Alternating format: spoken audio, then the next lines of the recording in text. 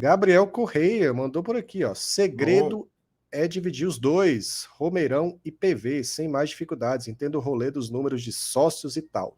Mas a situação exige maturidade. Gabriel já adiantando aqui um dos assuntos da nossa live, que é essa possibilidade de não jogar mais no Castelão, pelo menos por algum tempo, né? Para ter algum tipo de reparo, porque está uma bosta. Não tem outra palavra, não, meu amigo. Tá uma merda mesmo aquele Castelão. Mas é aí. e pode colocar em risco a permanência de Ceará e Fortaleza na Série A. Esse é o grau de criticidade. Mas, ao mesmo tempo que exige maturidade, exige que a gente traga para a mesa de debates muito mais variáveis, né? Não é simplesmente pensar que o único problema para levar os jogos lá para o Romeirão ou para o PV é uma questão apenas de número de sócios torcedores. Tem muito mais players envolvidos, tem muito mais stakeholders envolvidos no processo. Você tem que estar avaliando tudo que está em volta, quem vai sofrer, quem vai ser impactado, como vai prejudicar a logística do clube, uma série de variáveis que você tem que levar em consideração para poder avaliar qual a situação atual e o que pode ser feito diante das circunstâncias do gramado.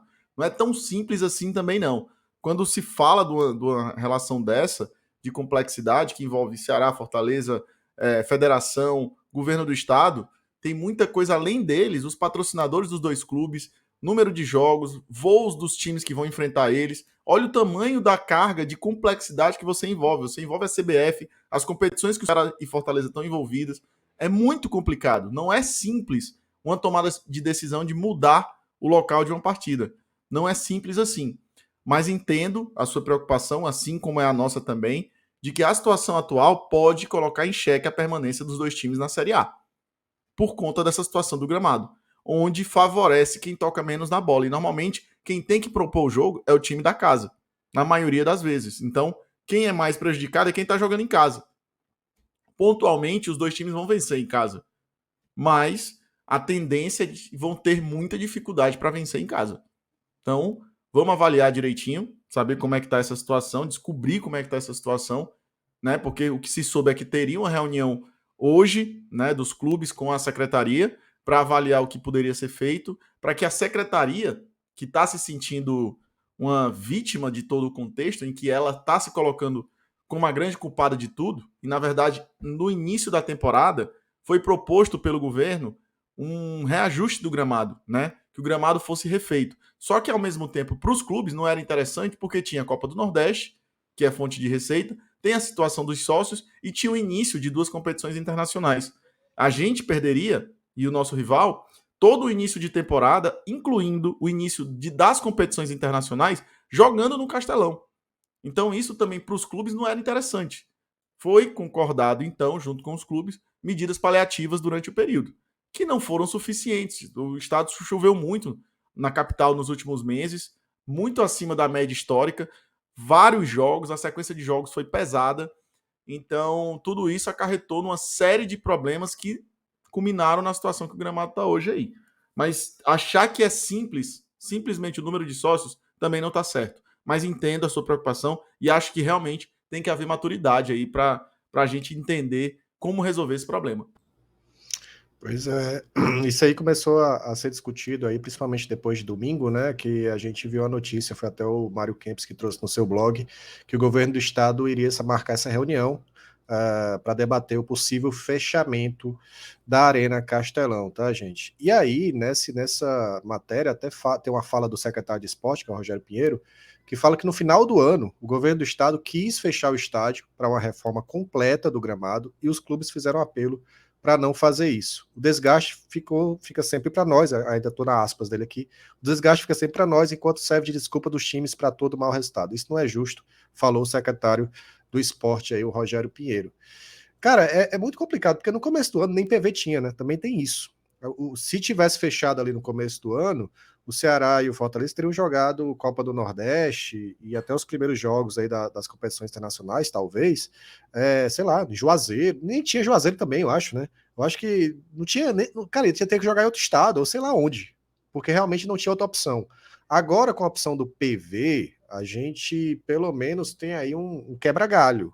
A questão é realmente assim, o Klaus acabou de falar, a questão dos patrocinadores, né, camarotes, Tem a questão dos sócios-torcedores, que não comporta a capacidade. Tem um monte de questão que tem que ser tratada, ser negociada para cravar. Não, beleza, vamos jogar aqui no PV por um tempo. Mas em relação ao futebol jogado, eu acho que não há dúvidas que a gente está sendo prejudicado. Porque o torcedor pode falar que, não, mas o campo é ruim para os dois times. Sim, mas quem é que propõe o jogo dentro de casa? Quem é que joga mais no propondo a bola, com posse de bola, e quem é que joga mais no contra-ataque? Normalmente quem vem jogar aqui contra o Ceará tá jogando no contra-ataque, foi o caso do Coritiba. Jogou muito ali no contra-ataque, inclusive será não deveria ter dado tanto espaço assim, isso já é outro assunto, mas acaba levando gol de contra-ataque que o Messias escorrega no campo, né? Então vai dizer que não prejudicou o time do Ceará? Prejudicou, cara. Prejudicou o Ceará e prejudicou o futebol jogado. E o secretário não tem também, ele também tá errado. Ele não pode falar dessa maneira, porque serve sim de desculpa, porque atrapalha os times. Os números estão dizendo que está atrapalhando. Então ele tá errado também. Tá todo mundo errado nisso aí. Então ele não tem o direito de dizer dessa forma, porque ele tá apenas se defendendo. É uma visão egoísta da parte dele, principalmente ele que faz parte do governo e que tem que ter uma preocupação ampla e saber receber a porrada. Justamente porque tá impactando no retorno esportivo dos dois principais clubes do estado. Então ele também tem que ter maturidade, principalmente ele, para saber como colocar as coisas. Ele pode estar chateado porque está recebendo, de certa forma, a culpa de uma situação, mas essa situação existe e essa situação está sim impactando os resultados dos dois times. E ele não tem como negar isso e ele é parte do problema. E aqui eu não estou querendo ofender nem atacar ninguém. Só quero que ele traga o debate para um tom de maturidade, onde ele envolva todo mundo que está envolvido, inclusive ele. Ele, secretaria. Não a pessoa, o profissional, seja lá o que ele seja, eu não sei. Não o conheço. Mas o fato é que ele também é parte interessada em tentar solucionar e muito mais se preocupar na solução do que em saber quem é o culpado. Porque isso é muito raso e esse debate não traz a solução dos problemas. A gente vai continuar reclamando, torcida do Ceará, torcida do Fortaleza, dirigentes, imprensa, nacional, internacional, local, seja lá o que for. Todos vão reclamar. E aí, se você ficar muito preocupado em dizer quem é o culpado, parece soluções que a gente já viu recentemente dentro do Ceará. Estavam mais preocupados em achar o culpado do que de buscar a solução. Não pode ser assim. De nenhuma das partes nessa história. Então, maturidade, a gente tem que ouvir de todos os lados. Entender o que é que dá para fazer. A minha ideia, se eu pudesse, o que é que eu podia fazer? Reduziria jogos para trazer para o PV. Pontualmente. O Castelão seria menos utilizado. Não deixaria de ser utilizado. Jogos pontuais seriam no Castelão. Quais jogos pontuais, Klaus? Libertadores e Sul-Americana. Os jogos decisivos seriam lá. Mas iriam ter algumas rodadas do Brasileirão e da Copa do Brasil vindo para o PV. Teria que ser feito isso. Pelo menos por uns 2 meses. Para poder dar tempo de a grama renascer, melhorar, as condições mínimas serem cuidadas e tratadas para que não ficasse da forma como está hoje, que é uma pocilga. O gramado Castelão é uma pocilga. Tem lama, tem argila, tem lodo. O pessoal lá de perto do gramado, Douglas, informou que tinha uma lâmina verde, escorregadia, entendeu? Era lodo no gramado do Castelão. É inacreditável, cara. Inacreditável. Não tem condição. Simplesmente não tem condição. É uma vergonha. Até o dia desse teve um árbitro que colocou na súmula que tinha vidro também. Tem tudo ali. Qualquer coisa. Se você perder alguma coisa na sua vida, você vai achar lá no Castelão. Uma aliança. Deve ter. Não sei, porque ali tá o negócio realmente esculhambado. Mas é esperar agora a definição, tá, gente? Esperar o que é que vai sair aí dessa reunião, o que é que vai ser definido.